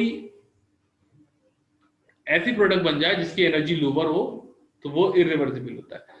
आपको याद हो कि आपने अपने ए लेवल्स में या और जो आप पीछे आपने पढ़ाई की होगी उसमें एस्टरिफिकेशन पढ़ी होगी, एस्टर फॉर्मेशन, कार्बोक्सिलिक एसिड और इथेनॉल या कोई और अल्कोहल हो, सल्फ्यूरिक एसिड की प्रेजेंस में ईस्टर बनाती है, वो रिवर्सिबल होता है ना। वो इसलिए रिवर्सिबल होता है कि जो ईस्टर बनता है ना वो हाइड्रोलाइज होकर वापस कार्बोक्सिलिक एसिड और अल्कोहल दे सकता है, ठीक है। और जबकि आप अगर एसिड क्लोराइड लें, यानी कार्बोनाइल के साथ क्लोरीन लगा हुआ हो और फिर किसी न्यूक्लियोफाइल का अटैक दिखा, जैसे वाटर का अटैक दिखा देंगे, तो वो इरिवर्सिबल होता है, वहां पर रिएक्शन रिवर्ट बैक नहीं हो सकता। खैर वो जब आएगा एग्जाम्पल में आपको बता दूंगा। फॉर द टाइम बिंग आप ये समझ लीजिए कि इरिवर्सिबल एरो यानी जो वन साइडेड एरो होता है उसका मतलब होता है कि रिएक्शन वापस पीछे नहीं आएगा और इसकी रिएक्शन की यील्ड भी बेहतर है बनिस्बत जब रिवर्सिबल एरो बनेगा, उसमें रिएक्शन पीछे आ भी सकता है और रिएक्शन की यील्ड इतनी ज्यादा नहीं है और चांस है कि वापस रिएक्शन पीछे चला जाए, ठीक है। तो कुछ जगहों पे आपको मतलब अंदाजा हो सकता है देख कर कि यार ये रिवर्सिबल होना चाहिए और ये इरिवर्सिबल होना चाहिए, और कुछ जगहों पे आपको डेटा एक्सपेरिमेंटल डेटा से पता चलती है बात। अच्छा, अब मैं आपको बताऊं, हमने अब तक एल्कीन की हाइड्रेशन के दो तरीके पढ़े हैं। एक पढ़ा एसिड कैटालाइज हाइड्रेशन और एक पढ़ा ऑक्सीमर्क्यूरेशन डीमर्क्यूरेशन। अब ये तीसरा तरीका है जो मैं आपसे कह रहा था ना कि तीन तरीके हैं, तीन मेथड्स हैं, ये कहलाता है हाइड्रोबोरेशन ऑक्सीडेशन, ठीक है। हाइड्रोबोरेशन, फिर वही बात, नाम से क्लू मिल रहा है कि हाइड्रोजन ऐड होगा एल्कीन पे और बोरोन ऐड होगा, और हो रहा है।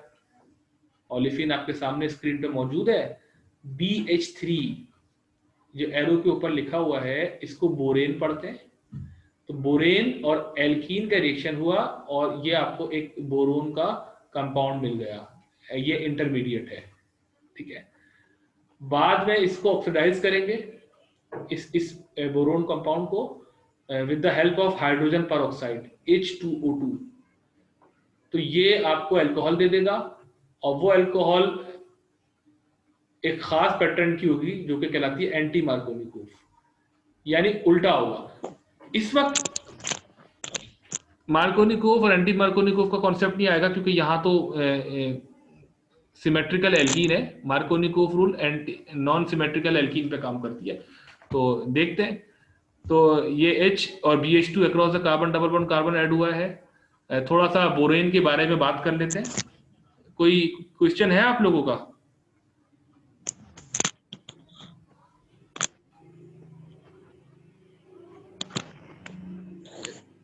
Student any question? THF का फुल फॉर्म क्या है? ओके, मैं बताता हूँ। THF का मतलब होता है टेट्राहाइड्रोफ्यूरेन, ठीक है। अच्छा, मैं कह रहा था कि जो BH3 होती है यानी बोरेन, ये इतनी रिएक्टिव स्पीशी होती है, इतनी रिएक्टिव स्पीशी होती है कि ये इंडिपेंडेंटली सर्वाइव ही नहीं करती है, एग्जिस्ट ही नहीं करती है। यानी BH3 कोई ऐसी चीज नहीं है जो आपको अलग से मिल जाए कि आप किसी सप्लायर से मंगा लें, खरीद दें या बना लें लैब में, क्योंकि बोरोन के पास एम्प्टी ऑर्बिटल्स होते हैं। आपको पता है बोरोन का एटॉमिक नंबर 5 होता है, इलेक्ट्रॉन कॉन्फ़िगरेशन नहीं मालूम है, 1s2 2s2 2p1। आप ये भी जानते हैं कि एम्प्टी p ऑर्बिटल मौजूद है बोरोन के अंदर। तो जब जिसके पास एम्प्टी ऑर्बिटल हो और ज्यादा हो तो वो उस पर कोई भी इलेक्ट्रॉन अपना पेयर लाकर एंकर कर सकता है। तो बोरेन जो है वो डायमर फॉर्म में एग्जिस्ट करती है, जिसको डायबोरेन कहेंगे, B2H6 को, जो स्क्रीन पे मौजूद है। या फिर उसको हम टेम कर देते हैं, TAME। टेम के मायने आपको मालूम है ना? टेम के क्या मायने होते हैं?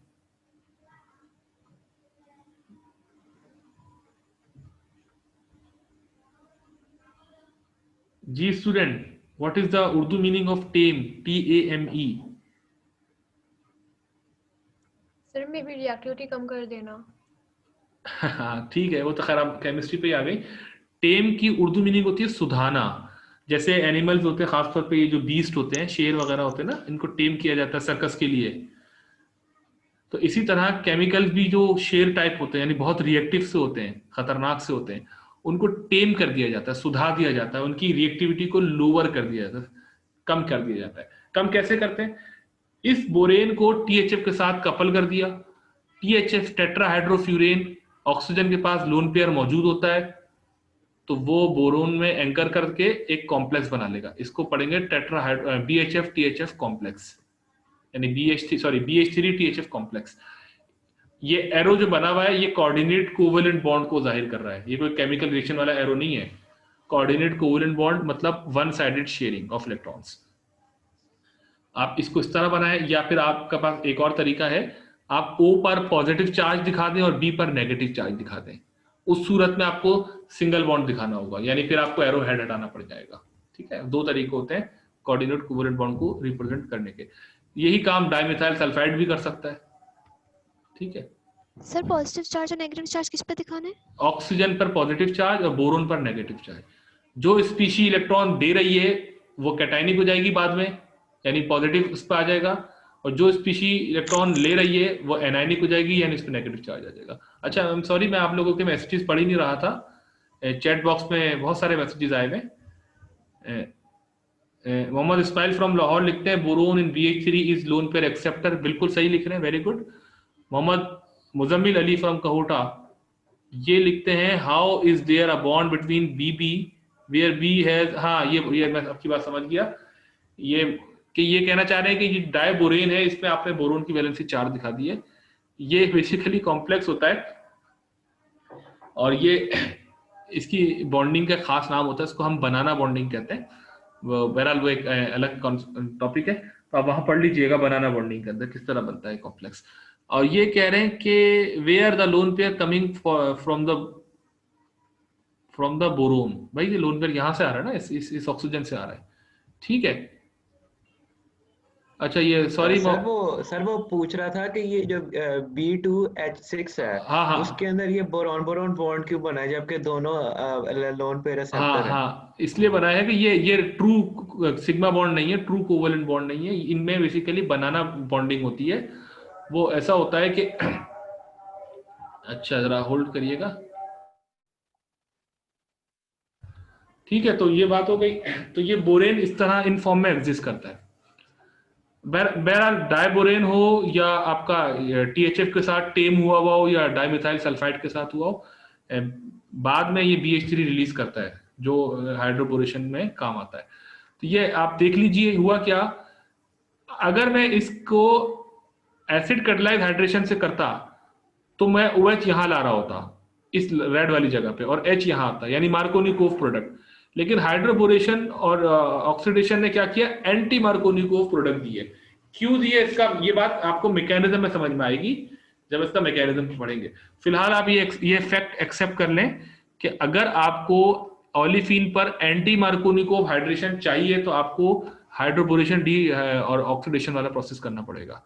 ठीक है, और सिन एडिशन का मतलब होता है सेम साइड पर एडिशन होना, यानी डबल बॉन्ड के एक ही तरफ से डिलीवरी होगी H और OH की, सेम साइड से डिलीवरी होगी। ये नहीं कि अपोजिट साइड से डिलीवर हो रहा हो H और OH।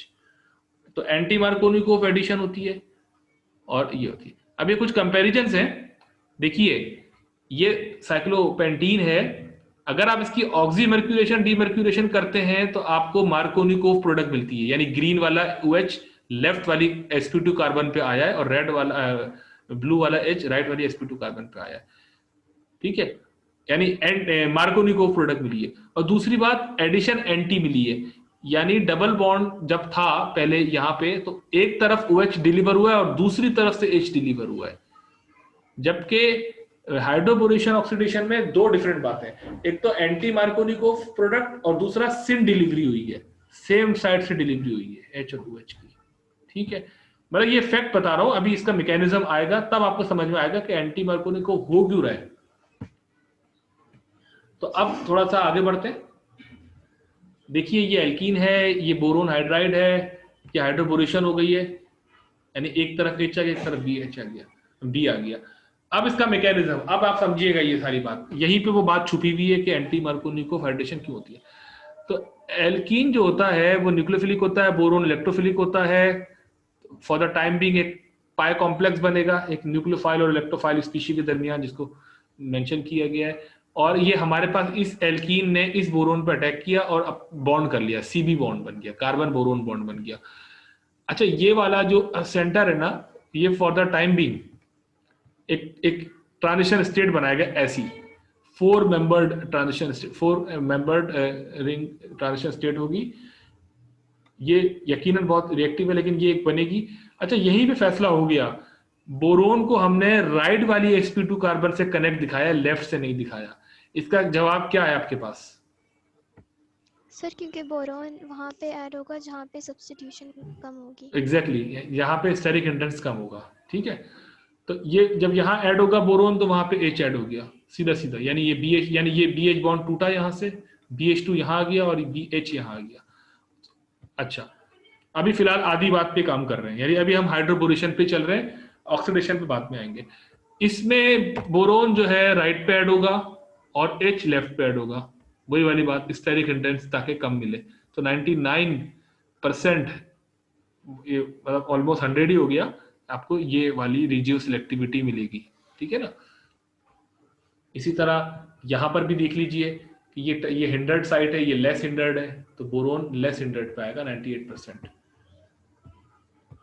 और सिन डिलीवरी क्यों कह रहे हैं? क्योंकि जब बोरोन और हाइड्रोजन जिसके साथ कनेक्टेड है, यानी ये जो रेड वाला BH बॉन्ड है, ये एक ही साइड से डिलीवर हो रहा है, तो ये इधर BH2 और इधर H, ये एक ही है। यानी मैं ये जो CH बॉन्ड है इसको कट कर दूं और इस CB बॉन्ड को भी कट कर दूं और बीच में यहाँ बॉन्ड बना दूं जैसे पहले था, तो आपको पता चल जाएगा कि डिलीवरी एक साइड से होगी B और H की, और बोरोन लेस हिंडर्ड साइड पे आएगा। तो ये तो बात आधी अभी हुई है, हाइड्रोबोरेशन तक बात पहुंची है। अब अगला स्टेप है, बल्कि अभी अगला नहीं है, अभी हम इसी को कंटिन्यू करते हैं। ये बोरोन यहाँ पे ऐड हो गया, BH2 इधर आ गया, H इधर आ गया। आप जानते हैं, ये किसी ने क्वेश्चन पूछा है, यस मोहम्मद उस्मान फ्रॉम कराची पूछते हैं कि मैं बताता हूं। अच्छा, मैं कह रहा था, ये इन्होंने पूछा है, this is Mohammad Usman from Karachi, ये कहते हैं this is also regioselectivity right? Yes बिल्कुल, एग्जैक्टली, ये रिजियो सिलेक्टिविटी है। अच्छा खैर, जब ये बोरोन ऐड हो गया एक कार्बन के एक तरफ, तो ये आपको मिल गया, लेकिन बोरोन आपको पता है इलेक्ट्रॉन डेफिशिएंट होता है, इलेक्ट्रोफिलिक होता है, तो जो इसी एल्कीन का दूसरा मोल होगा, दूसरा इक्विवेलेंट होगा इस ओलिफिन का या एल्कीन का, वो फिर अटैक करेगा और वो फिर बोरोन के साथ कॉम्प्लेक्स कर लेगा। यानी यूं कह लीजिए, बोरोन की पहले स्टेप में मोनो अल्काइलेशन हुई थी, यानी एक अल्काइल आके जुड़ा था बोरोन पे, अब हो गई डाई अल्काइलेशन। ठीक है, और जब डाई होगी तो फिर ट्राई भी हो जाएगी, क्योंकि बोरोन की 3 वैलेंसी होती है। तो देख रहे हैं किस खूबसूरती से बारी बारी बोरोन पे अल्काइल ग्रुप्स आते रहेंगे 3 दफा, और आपको ये ट्राई अल्काइल बोरेन मिल जाएगा।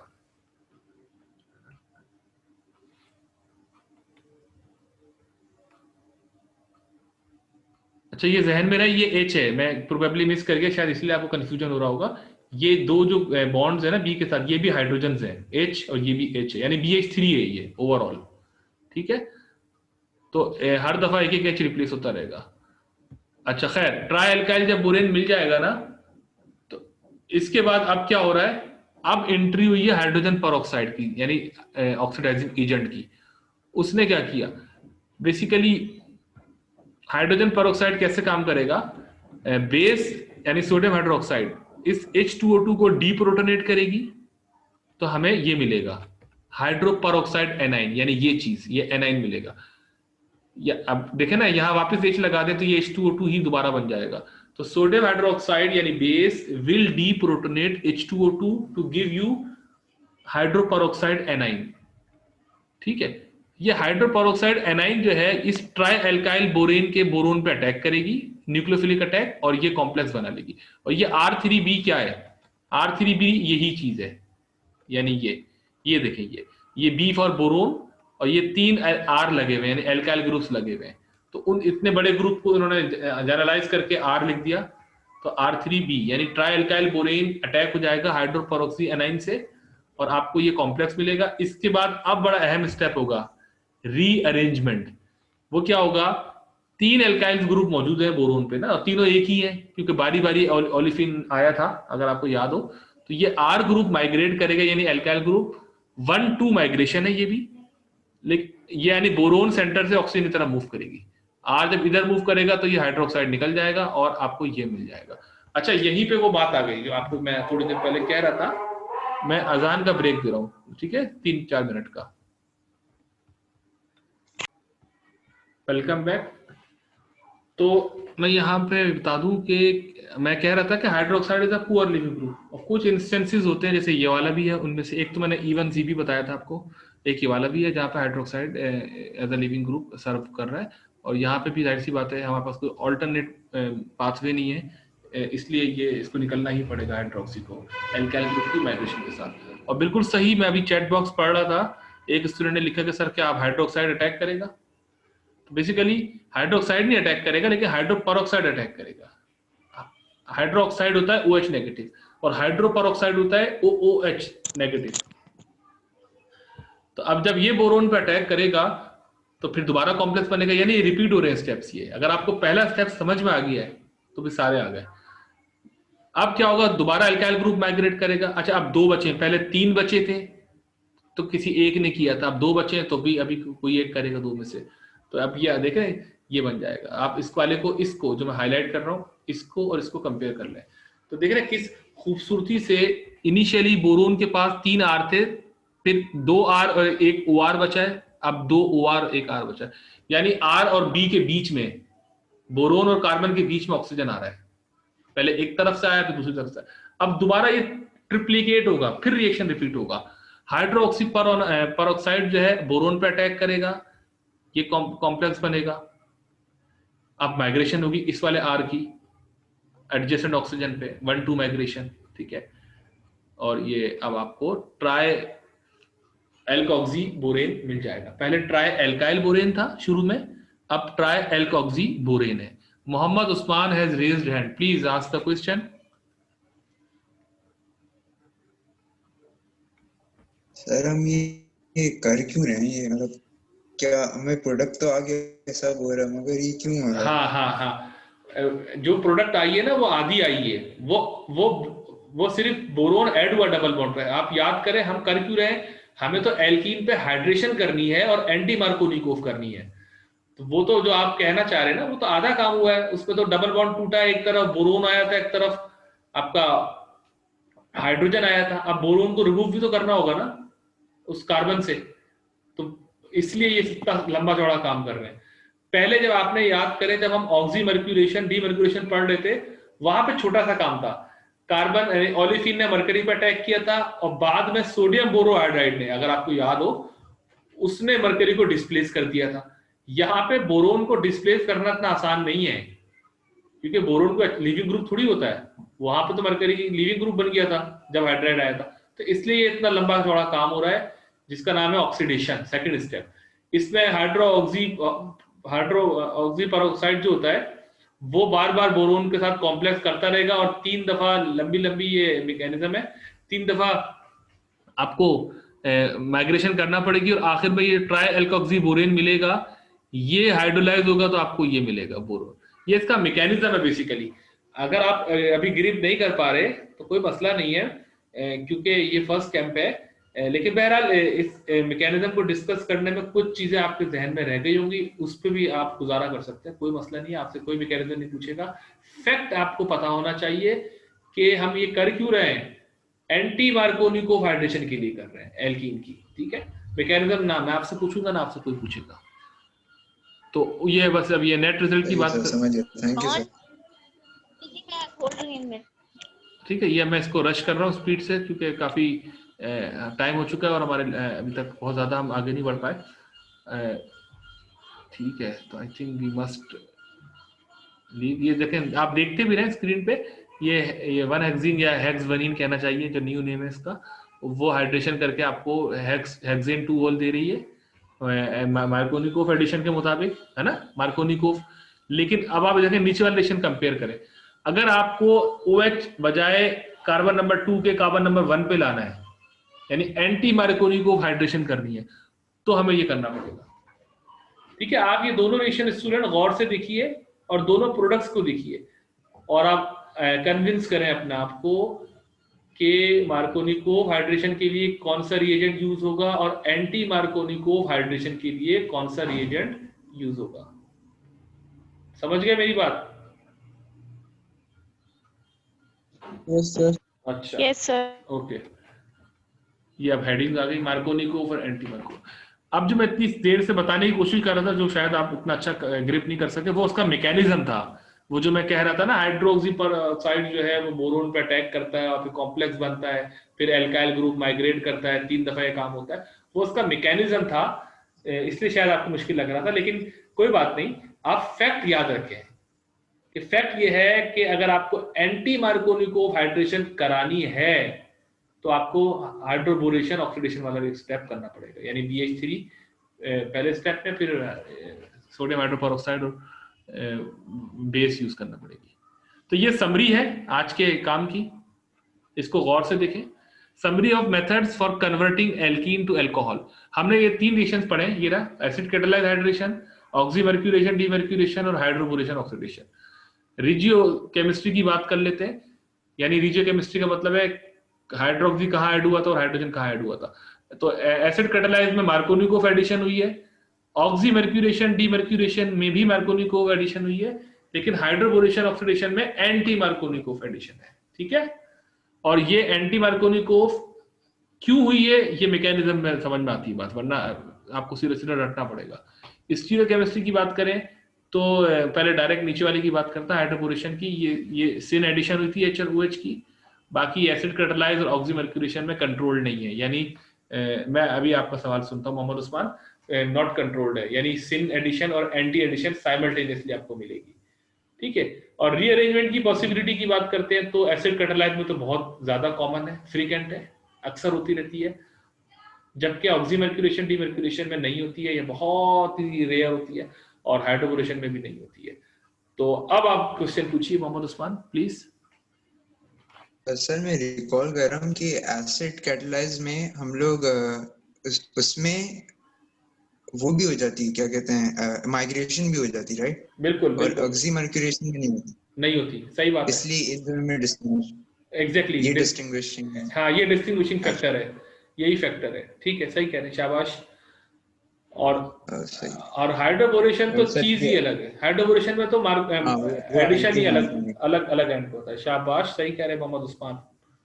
और ये रीअरेंजमेंट, आप पूछे occurrence of rearrangement, occurrence of rearrangement, ये समझा, ये मैं समझा रहा था दोबारा। occurrence of rearrangement का मतलब है, एक मिनट रुकिए, मैं कहाँ पहुंच गया यहाँ पे। ये फ्रीक्वेंट का मतलब होता है अक्सर, तो ये यही तो बात लिखी है जो आप कह रहे हैं। एसिड कैटालाइज्ड हाइड्रेशन में फ्रीक्वेंटली रीअरेंजमेंट होती है, और ऑक्सीमर्क्यूरेशन डीमर्क्यूरेशन में बहुत ही सेल्डम होती है। सेल्डम मतलब होता है बहुत ही शासो नादिर, ठीक है, और हाइड्रोबोरेशन में भी सेल्डम होती है। आप मतलब नो समझ लें इसको आसानी के लिए। और स्टूडेंट जिन्होंने हैंड रेज किया वो क्वेश्चन पूछें। सर ऑक्सीमर्क्यूरेशन डीमर्क्यूरेशन में एंटी एडिशन नहीं होती, मतलब सिन के बजाय एंटी नहीं होती एडिशन स्टीरियो केमिस्ट्री के रिस्पेक्ट से?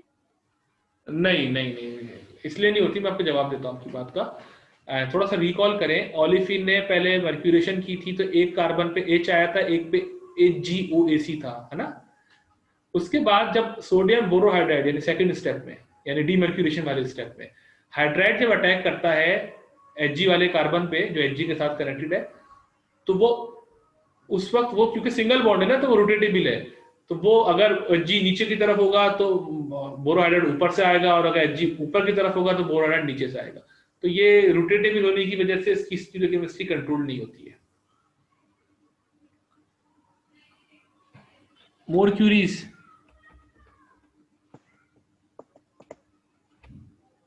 ये देखते मेरे स्क्रीन पे, ये देखें, ये एल्कीन है, एसिड कैटालाइज्ड हाइड्रेशन करी तो ये रीअरेंजमेंट के साथ आपको ये वाली अल्कोहल मिल गई, और ये वाया दिस रीअरेंजमेंट, ठीक है, 1,2 हाइड्राइड शिफ्ट हुआ है, सेकेंडरी कार्बोकटायन से टर्शरी बना और फिर ये हुआ।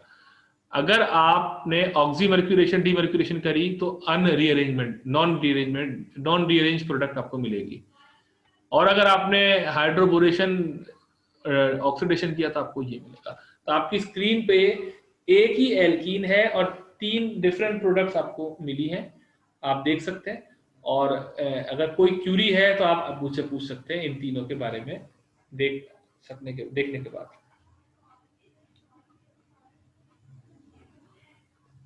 Sir I have a question sir. Please.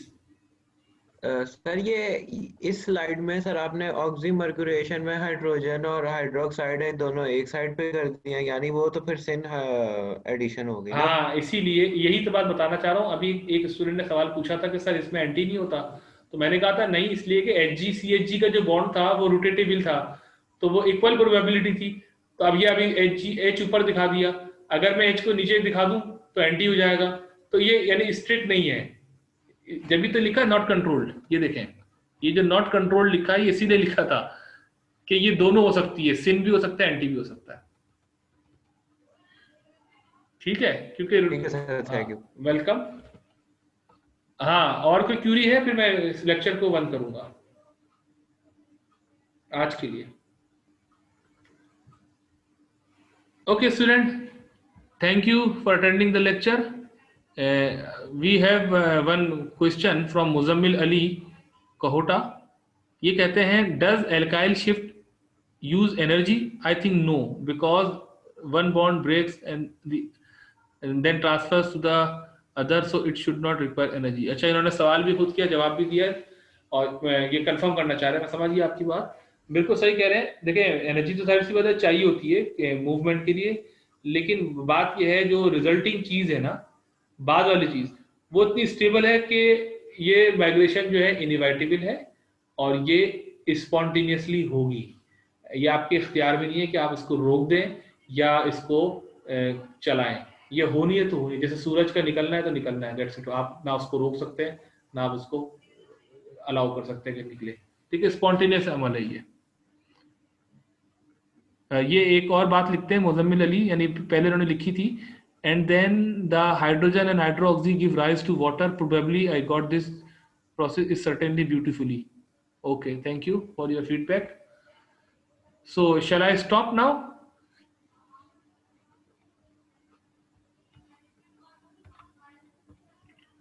Okay, thank you student.